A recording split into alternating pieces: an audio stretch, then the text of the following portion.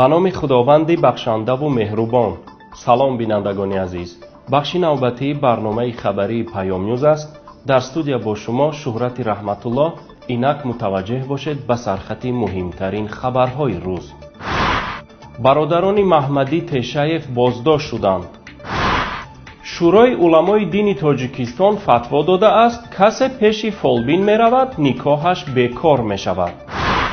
مختصری تاریخ روسیه در تاجیکستان نشر شد.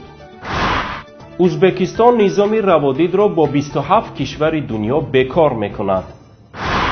سه برادر سابق رئیس بخش حزب نهضت اسلامی تاجیکستان در ناحیه رودکی محمدی تشیف از طرف کارمندان کمیته دولتی امنیت ملی بازداشت و به سمت نامعلوم برده شدند.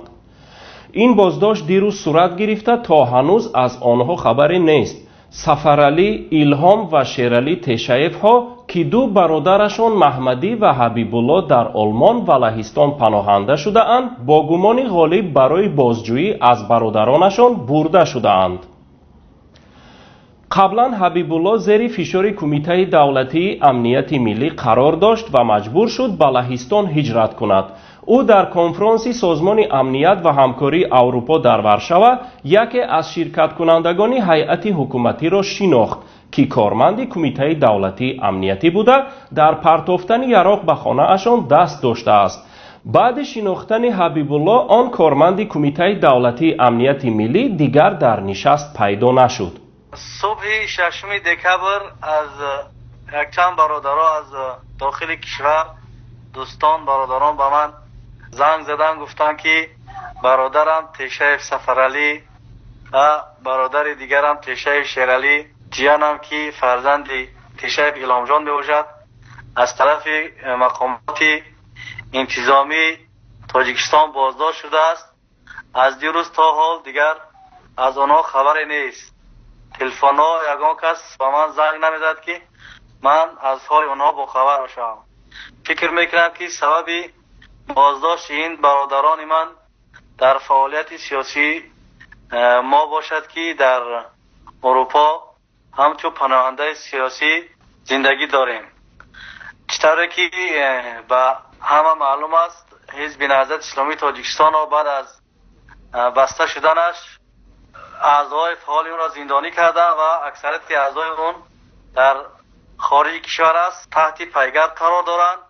خصوصا ما که در خارج کشور هستیم چند بارها از مقامات های حکومت ناحیه رودکی با بنده هم تماس گرفتم با واتساپ و وایبرم که شما برگردید به وطن تنج است، شما گناه ندارید. در جواب من گفتم که اگر وطن تنج باشد چرا برادران و دوستان و همکاران ما را با حکمای طولانی زندانی کردید؟ معاون بنده عمرشاه دولت که در ناحیه رودکی زندگی میکرد اون را با 15 سال حکم زندان کردیم. در جواب من همین سخنها را گفتم. اونا گفتن نه تنج رهبر دولت شما را میبخشد، ما قسم خوردگیم. دیگر در جواب گفتم شما قسم ندارید، مقصد شما را هم ندارید به ملت به وطن. این طرف زمین ملت را فروختید، این طرف فرزندان ملت را زندانی و کشته ایستاده. دیگر شما به هیچ کس رحم ندارید. راست دیگر چند بارا دیگر به من با واسطه واتساپ و وایبر در تماس میشوند که به وطن برگرد. خصوصا برادر من حبیب الله که در ورشوا همچون پناهنده سیاسی است در کنفرانس ورشوا اشتراک کرده بود و در اون کنفرانس همو امنیتی که در خانه ما برده یراق پرتافته بودند و ما را تهمت کرده بودند که من در داخل نبودم. اون زمان برادرم حبیب الله تشیف اون امنیتی را شناخته بود که در این کنفرانس ورشوا اشتراک میکرد. بالای همینم که این صورت این امنیتی را ما رسانه‌ای کردیم. برای همینم در داخل کشور با برادران و خانواده ما فشار زیاد شده ایستاده است. شورای علمای مرکز اسلامی تاجیکستان اعلام کرده است افرادی که نزد فالبین و جادوگر می روند از دین خارج می شوند و نکاحشان بیکار می گردد. این نهاد در سامانه رسمیش تاکید نموده است که برای حل مشکلات و تبابت از خدمت فالبین و جادوگر استفاده کردن جایز نیست.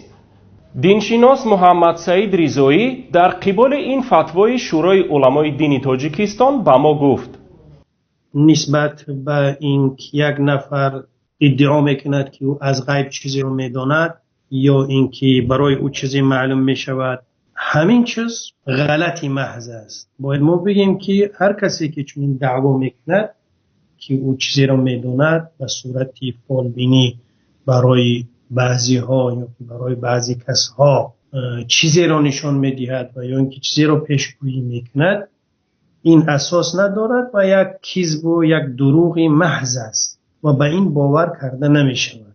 و اون کسی که چنین دعوا دارد، او بر آن چیزی که بر محمد صلی الله علیه و سلم فرستاده شده است کافر شده است.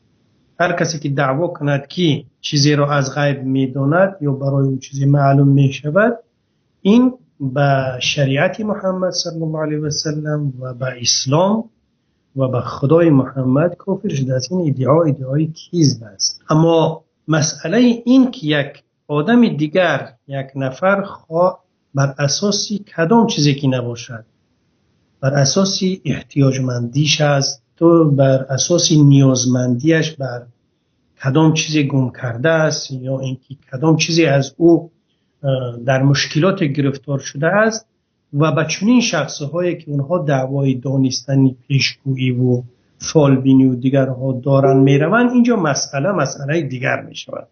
اول اینکه یک نفر اگر به اونجا برود و باز هم یقین کند و تصدیق کند که او کسی که پیشش رفته است راست گفته است، این مشکل تر است.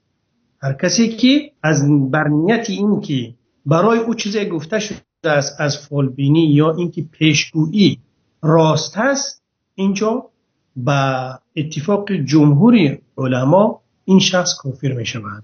به غیر از کفر همان گونه که در بعضی از فتواهای از مرکزی اسلامی تاجیکستان هم بر اون فتوا دادند.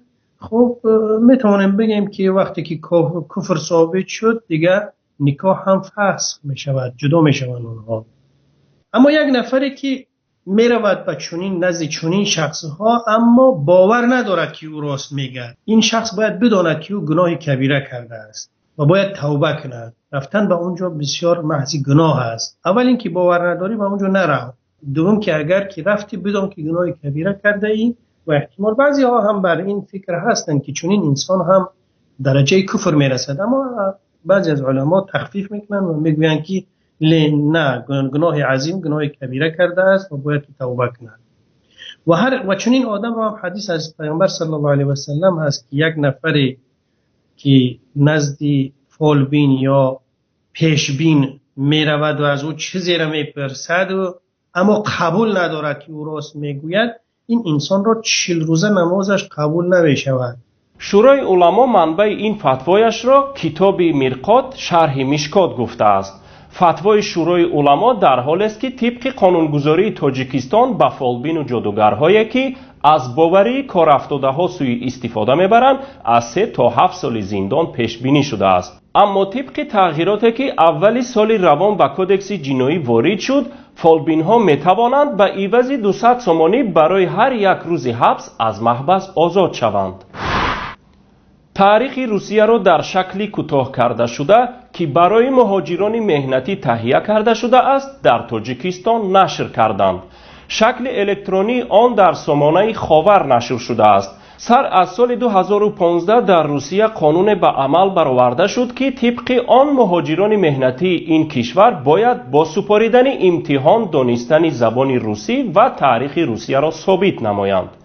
یکی از امتحان‌هایی که از مهاجرین کاری برای دریافت اجازتنامه گرفته می شود تاریخ روسیه است.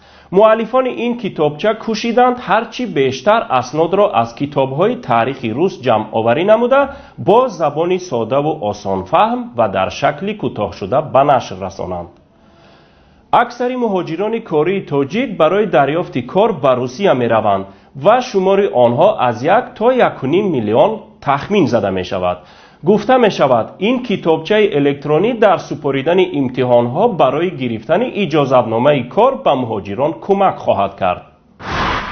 مقامات ازبکستان اعلان کرده اند به خاطر رشد بخش سیاحت نظام روادید را با 27 کشور دنیا بیکار یا ساده خواهند کرد. عملی شدن این قرارداد از اپریل سال 2017 به نظر گرفته شده است. گفته می شود این قرارداد هنوز 2 دکبر پیش از انتخابات ریاست جمهور از جانب اجرا کننده وظیفه پرزیدنت و پرزیدنت منتخب ازبکستان شوکت میرزیویف به امضا رسیده بوده است. از روی این قرارداد سیاحان از سینگاپور تا ژاپن و مالزیا به ازبکستان با حقوق سیاحت نمودن به مدت 30 روز بدون روادید را پیدا خواهند کرد. اما در این رویخط یگان کشور همسایه ازبکستان شامل نشده است. بعد مرگ رئیس جمهوری سابق ازبکستان اسلام کریموف، رابطه مقامات ازبکستان با تاجیکستان یک کمی رو به بهبودی نهاد. اما کارشناسان میگویند حال حاضر از بین بردن روادید بعید به نظر می رسد، ولی شاید بعضی نظام‌های رفت و آمد ساده کرده شود. اکنون مختصر از خبرهای منطقه و جهان. در آلمان در انجمن اتحاد خریستیان دموکرات ها نامزدی کانسلر آنگلا مرکل را برای صاحب شدن منصب راهبری حزب 89.5% همحزبانش پشتیبانی نمودند. مرکل اینک بار نویم است که به وظیفه راهبری حزب اتحاد خریستیان دموکرات ها پذیرفته می شود. همکنون به آنگلا مرکل برای مراتبه 4 صاحب شدن منصب کانسلر آلمان راه بازگردید. انتخابات پارلمانی در آلمان ماه سپتامبر سال آینده برگزار می گردد. در این معرکه سیاسی حزب اتحاد خریستیان دموکرات ها بزرگترین قوه سیاسی باقی می ماند. طبق اطلاع وزارت مهاجرت کانادا، شروع از ماه نوامبر سال 2015 به قلمرو کانادا بیش از 35,000 مهاجر غیرقانونی وارد شده است. بیشتر این مهاجران شهروندان کشورهای شرق نزدیک از جمله سوریه و لبنان گفته می شوند. احتمال سال آینده شماره مهاجرانی که قصد ورود به کانادا را دارند به مراتب افزایش یابد. طبق معلومات سازمان عمومی جهانی تندرستی، از زمان جنگ دوم جهان این جانب بار دوم است که جهان به بحران مهاجرت روبرو شده است. صبح امروز در منطقه شمال اندونزی زمین لرزه سخت رخ داده، بر اثر آن 24 نفر به هلاکت رسیده اند. زمین لرزه ساعت 5 صبح به وقوع پیوسته. در این وقت همه در منزل‌هایشان قرار داشتند. اقتدار زمین لرزه 6.5 بال ارزیابی شده، مرکز آن در چقروی بحر واقع بوده است. حکومتداران اظهار داشتند که تا حال بسیاری از آدمان زیر خرابه‌های منزل و بناها مانده اند. همچنین 10,000 نفر در کوچه ها گرد هم آمده، از هراس حتی به بناهای آسیب ندیده برگشتنی نیستند. بینندگان عزیز، اینجا به پایان برنامه خبری پیام نیوز رسیدیم. شرح مفصل خبرهای ما را از پایگاه خبری پیام نت و گزارش‌های ویدیویی ما را از یوتیوب پیگیری نمایید. برایتان خبرهای خوش و خوشی‌های زندگی را تمنا می‌نماییم. تا بخش‌های نوبتی، خیر، خدا حافظ.